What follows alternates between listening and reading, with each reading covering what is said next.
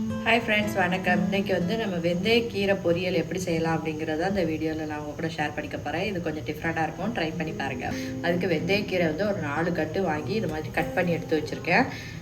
அதுக்கு ஒரு கடாயில் வந்து கொஞ்சம் நல்லெண்ணெய் விட்டுருக்கேன். அது கொஞ்சம் சூடானதுக்கப்புறம் கொஞ்சம் கடுகு உளுந்து ஆட் பண்ணிக்கோங்க. இப்போ இது வெடிக்கட்டும்.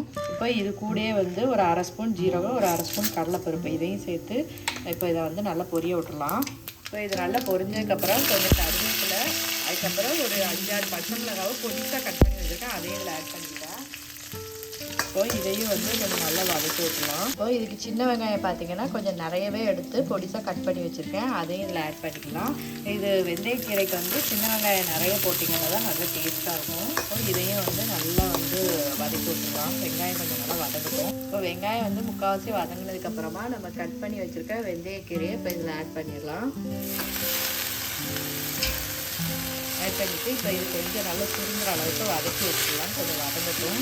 கீரை வந்து கொஞ்சம் சுருங்கினதுக்கப்புறமா நான் ஒரு 4-5 பெரிய கத்திரிக்காவை இது மாதிரி பொடிசாக கட் பண்ணி வச்சுருக்கேன், அதையும் இதில் ஆட் பண்ணிக்கலாம்.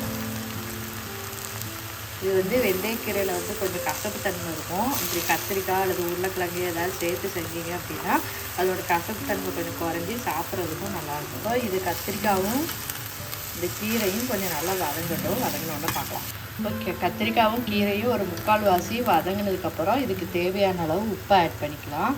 ஆட் பண்ணிவிட்டு இப்போ இதையும் நல்லா கலந்து விட்டு இன்னும் கொஞ்சம் நல்லா வேக விட்டுறணும்.